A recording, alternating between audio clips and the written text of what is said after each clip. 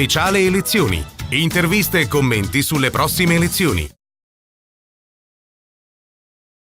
Ben ritrovati agli amici di Radio Veneto 1, un nuovo appuntamento di approfondimento per presentare candidati e programmi in vista delle elezioni politiche del prossimo 4 marzo. Nostro ospite Raffaele Baratto, ben ritrovato.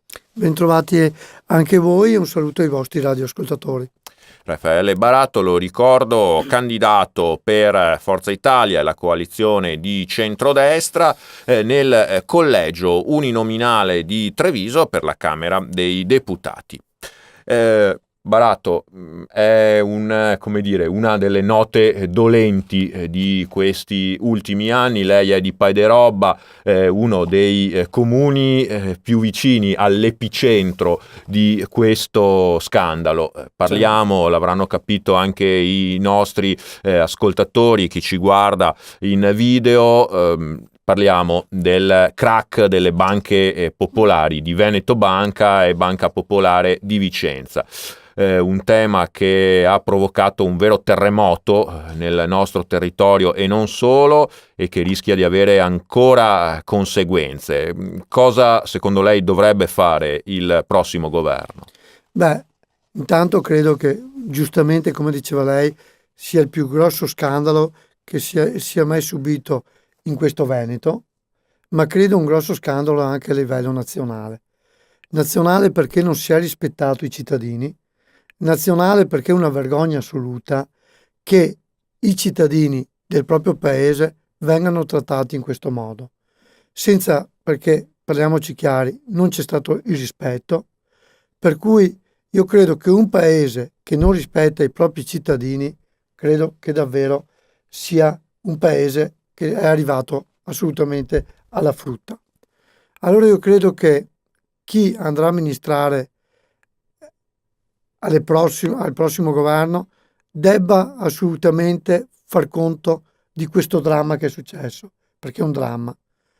Anche perché, come diceva lei, io sono di Paederobba, ho fatto il sindaco per 10 anni, vice sindaco per 9, e il nostro territorio di quella zona, perché sappiamo Veneto Banca parte dall'ex Asolo Montebelluna, come la Vicentina sul nostro territorio parte dall'ex Piva, per cui una a destra e una a sinistra Piave erano due banche fondamentali dove la gente ci credeva, perché era un punto di riferimento dei propri risparmi, e sottolineo dei propri risparmi, perché qualcuno, al di là di queste leggi infami che dicevano che erano sottoposte dall'Europa, ok, che dopo tutto si è rivelato delle falsità enormi, perché dovevano assolutamente quotarle, questo e l'altro, allora fare tutte queste cose, dopodiché li hanno fatto fallire, perché questo credo che non esista in nessuna parte del mondo quello che è successo con queste due banche. Cioè una cosa così credo che non possa esistere. Credo che su un paese democratico qual è gli Stati Uniti, ok, se su qualsiasi governo ci fosse stato, questi dopo un secondo andavano arrestati, ma credo dopo un secondo, ma dal primo all'ultimo. Okay? Allora io credo, anche perché sappiamo benissimo che all'interno è stata la Consob, è stata la Borsa, tutti avevano controllato e tutti dicevano che le cose funzionavano.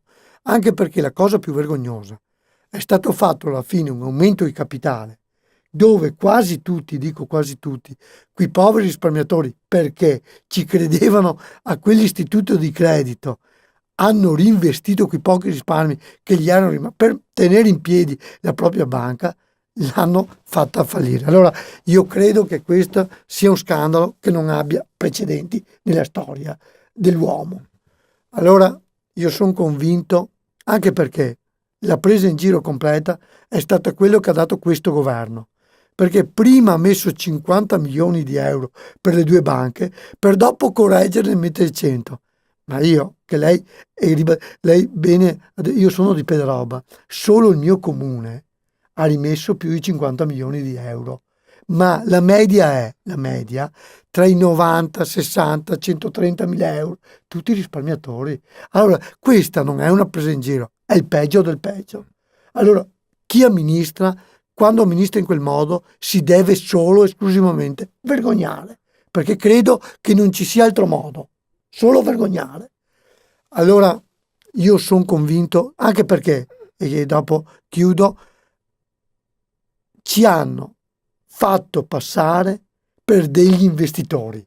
Questa è la cosa volgare, è una cosa davvero infame, perché quelli non erano investitori, erano risparmiatori, perché gli investitori erano quelli che vanno a investire in borsa, non quelli che portavano i propri risparmi alla Veneto piuttosto che all'altra. Questa è la verità, che dopo sti grandi economisti ci vengono a spiegare, devono spiegare a quelli che andavano là che ti facevano portare i soldi su un capitale sicuro. Questa è la verità.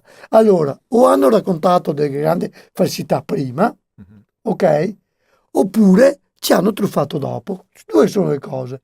E non è che la gente doveva sapere, perché questa è un'infamia ancora più, è ancora prendere in giro di più chi ci ha rimesso.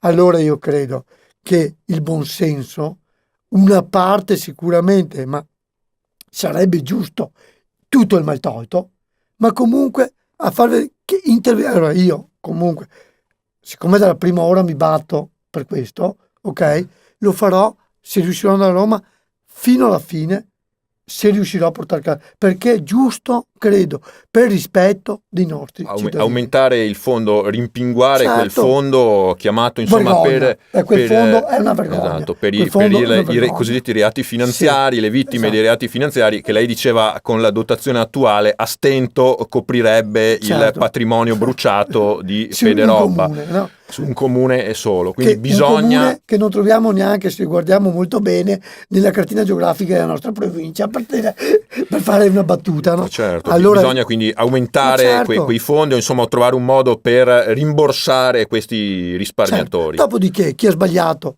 la giustizia sicuramente farà il suo corso e farà pagare, ma questo non basta, perché è giusto che venga anche chi ha bisogno, perché noi dobbiamo capire che ci sono pensionati che non hanno più la possibilità di farsi la vecchiaia con tranquillità. Abbiamo famiglie che tuttora, ma dico tuttora, non sanno al proprio interno di averci quanto ci hanno rimesso, perché magari il marito non ha coraggio di dire alla moglie o viceversa, o dire ai figli. Ma di cosa stiamo parlando? Ma di cosa stiamo parlando? Ma uno come fa a amministrare un paese e aver coraggio a guardare i propri cittadini a testa alta quando è successo questo? Ma di cosa stiamo parlando?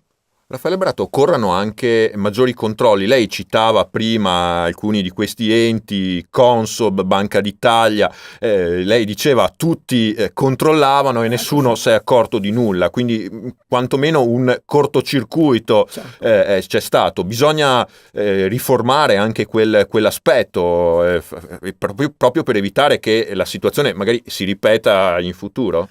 Lei ha centrato proprio l'obiettivo, perché questi enti sono fatti di persone, non sono fatti di gente che arriva da Marte. Allora, quelle persone devono rispondere, perché non si può, quando succede una cosa del genere, passare la palla l'uno all'altro, colpa di questo, colpa... Qualcuno ha ad avere delle colpe. Allora, quando uno si assume le responsabilità di andare su certi enti, okay, dove questi enti devono pagare, non esiste, sino uno non va su quel posto, perché è gente che accetta un ruolo e quel ruolo va rispettato, ma soprattutto vanno rispettati chi può subire attraverso quel ruolo. Questa è la verità, ma credo su un paese democratico normale come deve essere l'Italia, questo deve essere una cosa sulla logica. Grazie a Raffaele Baratto anche per averci presentato le proposte della coalizione di centrodestra che lui rappresenta sul tema delle banche venete e non solo. Grazie per essere stato nostro ospite. Radio ascoltatori, grazie.